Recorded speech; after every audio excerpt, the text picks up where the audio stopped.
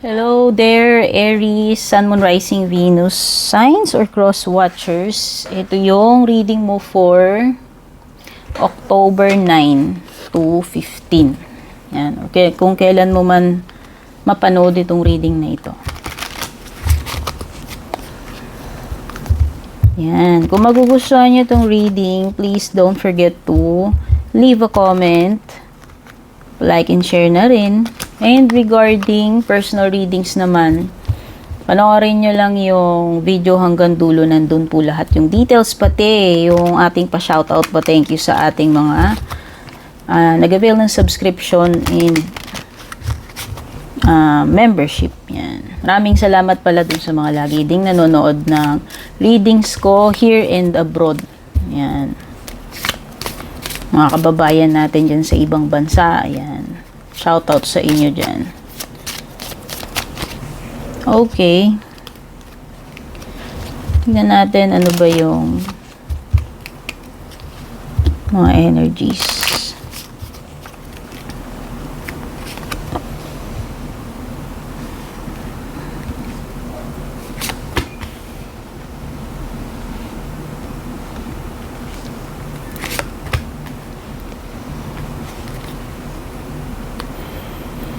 Meron ka ditong rider, star, tsaka mouse. Okay, pagdating dito sa rider, pwedeng ano to. Pwedeng may travel, or kung may ina-expect ka na darating yan, pwedeng may paparating sa'yo. Okay, pwedeng parcel, pwedeng good or bad news, or messages. Ayan. Pwede rin travel to. Okay, kasi parang may movement yan eh. Basta, merong movement. Merong movement, merong something na paparating sa iyo. Ooh, ang ganda. Meron kang star card dito. Oo, movement and progress. Kasi hindi lang siya about movement, may progress din dito with the rider card. So, sabihin na natin kung meron kang mga ginagawa sa ngayon, sabihin may improvements or nagkakaroon na ng progress, no?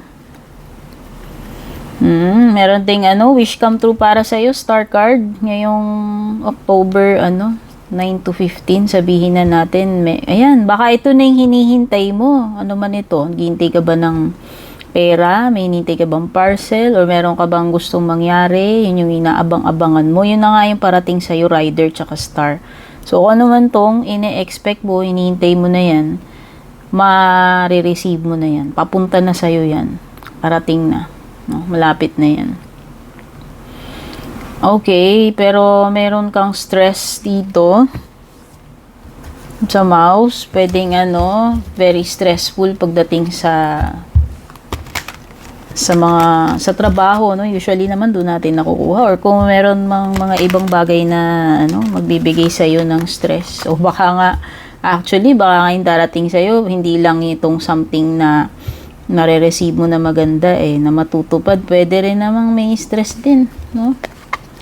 Ingat ka lang din about health, kasi pwedeng may dito, pwedeng magkasakit dahil sa stress or walang tulog. Yan, kasi parang exhausted, drained yung energy mo.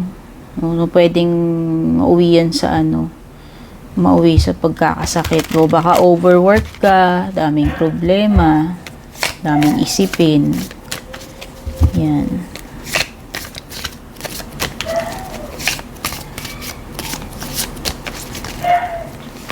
Tignan natin love life mo muna. Ay, wala pala akong card na dito. Wait lang, wala ako ng deck. Hindi ako nakapaglabas ng deck. Ayan. Ito. Pasensya na, hindi ako organized. Yan ako pag na-feel ko yung mood na magbasa, magbabasa na ako agad.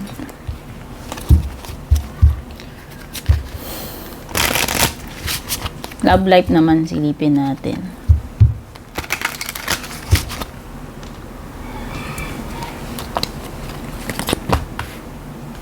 Hi, unfinished business daw, Aries. Ano ba yan? Mukhang may mga pending sa inyo netong person na to. Mukhang may mga dapat kayong ayusin pero hindi nyo naaasikaso or hindi ko alam kung nagtapos na ba yung relationship nyo, pero parang may mga problema kayo na hindi pa naayos dito sa person na to. Whether kayo pa rin o hindi na. Kasi may mga may mga dapat pang i-clarify o pwedeng closure, mga dapat pang pag-usapan, parang hindi pa nagkaroon ng closure or finality pagdating sa inyo na itong person na to.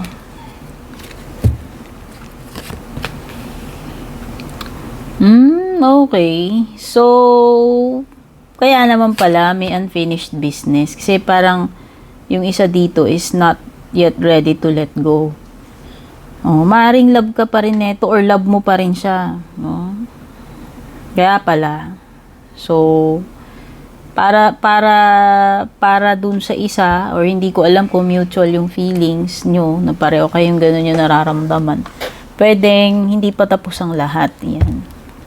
Meron pa kayong mga loose ends na kailangan ninyo pag-usapan or sabihin sa isa't isa. O magkaroon man lang magkaalaman, magkaroon ng clarity.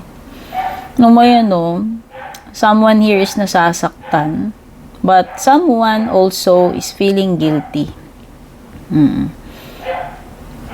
Alam niya alam na tong person na to, kaya siya guilty kasi nakapag-inflict siya ng pain, whether ikaw yan or yung person mo. Nagkaroon ng pwedeng nagkaroon ng lamat yung relationship dahil dyan sa nangyari na yan. And yung isa naman is feeling responsible or guilty. Alam niya yung nagawa niyang mali. And guilty siya dun, whether nagsorry na siya or hindi pa.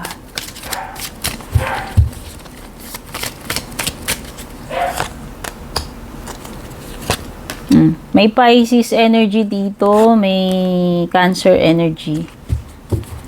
Okay. So, yan. Confirmed na hindi pa talaga kayo maghihiwalay nito. Kasi, ayan, nandyan yung Two of Cups. Andun pa rin yung love, Kaya pala, ayan, irreplaceable. Walang kapalit.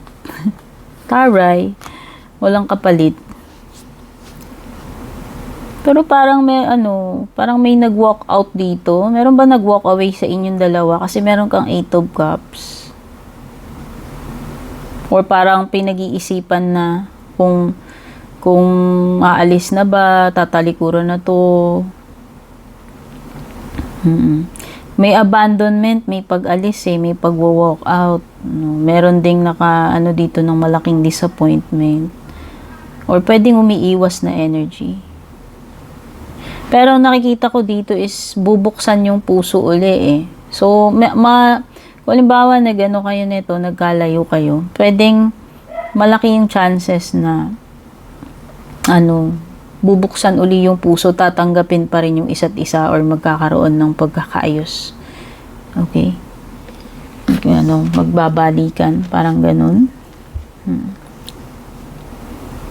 Yun na nga, may mga nakaka-stress dito pero meron ding mga disappointing situations, kahit hindi related sa love life mo. Pwede ring magkaroon ng successful partnership kung meron kang may business partner ka or ganito ganyan, may katransact ka pagdating sa pera or ewan ko kung anong mang business ito. Wow, you are talagang about to receive something, Aries, kasi ito yung Ace of itong iyong Ace of Cups, meron ka talagang matatanggap. Ayan. Material man ito or hindi, merong pagbuhos dito ng ng emotions ng or pagmamahal. Merong something dito na nag-overcup yung cup, kasi yung tubig symbolizes your feelings or emotions. So pwedeng may pag-overflow ng feelings or emotions. So, pwede rin love. Pero this is opening up So, baka may mag-reach out, mag-open up, since sabi ko nga, pwedeng merong magkaroon ng pagkakaayos dito, romantic man to or hindi. Okay, pagdating naman doon sa ibang bagay na hindi mo ini-expect na pwedeng mangyari, iba pang paparating sa iyo, Aries.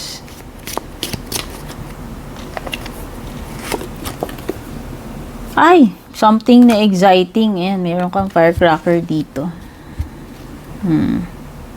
O baka may happening dito. Ewan ko kung anong event, ganap, happening na pwedeng magbibigay ng happiness or excitement sa'yo.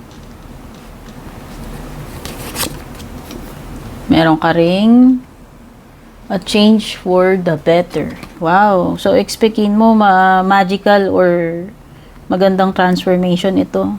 Kasi butterfly, no? Ibig sabihin, something na bumongga eh, no? So, halimbawa, dati, simple lang. Okay, pero mas ano eh, parang mas bumukadkad pa eh. Mas naging maganda, no? So, tingin ko ito ay magandang transformation pagdating sa'yo. Okay, may mga legal matters dito. Hindi ko alam kung may mga inaasikaso ka na related sa legal. O may mga, hindi ko alam kung mga hearing to. Basta mga nakinalaman sa legal. Mag-ingat ka na lang na magkaroon ng mga legal entanglements, no? Yan, pwedeng may mga hearing sa court. Pwede rin.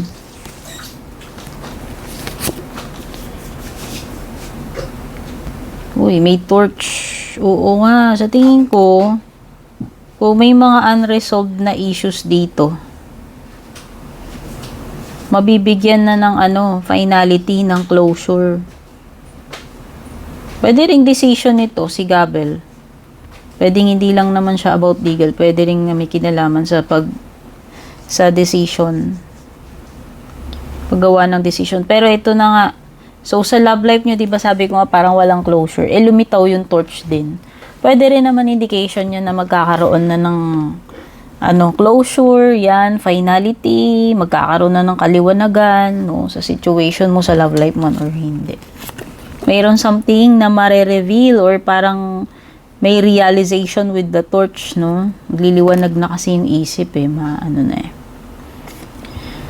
Okay, someone working against you behind your back. Mukhang may kalaban ka rito, Aries. Or someone secretly hating you or you are unaware na meron taong galit sa'yo.